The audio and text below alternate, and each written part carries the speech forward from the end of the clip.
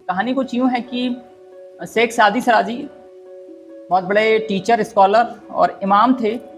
وہ کہیں پیدل جا رہے تھے تو ان کے دل میں خیال آیا کہ اے اللہ، اتنا بڑا ٹیچر ہوں، اتنا بڑا امام ہوں، پیروں میں جوتے نہیں ہیں. تو وہ سوچ ہی رہتے، تھوڑی دور آگے چلتے ہیں، کیا دیکھتے ہیں کہ ایک آدمی جس کے دونوں پیر نہیں ہیں. فوراً توبہ کی، سجدے میں گرے اور اللہ سے معافی مانگی اور کہا کہ اے میرے رب، تیرا شکر ہے، میرے پاس پیر تو ہیں، میں چل تو سکتا ہوں. اور ایک زبردست بات کہی انہوں نے کہا کہ جو مقام گلہ ہوتا ہے نا، وہ دراصل مقام شکر ہوتا ہے. یعنی جس پوائنٹ پہ بیٹھ کے ہم رو رہے ہوتے ہیں، وہی پوائنٹ ہوتا ہے یہ ثابت کرنے کا کہ اے میرے رب، میں راضی ہوں، اے میرے اللہ، تیرا شکر ہے میں جس حال میں ہوں.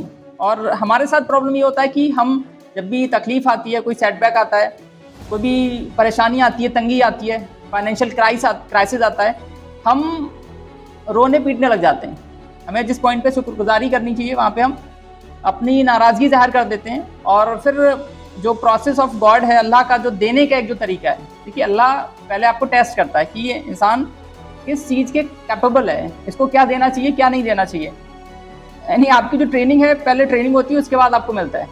آپ اگر تکلیف آتی ہے، اگر آپ ناشکرے ہو جاتے ہو، آپ بدگمان ہو جاتے ہو، نا امید ہو جاتے ہو، تو اس کا آپ کا پروسیس ختم ہو جاتا ہے، پھر آپ کو کچھ نہیں ملنے والا.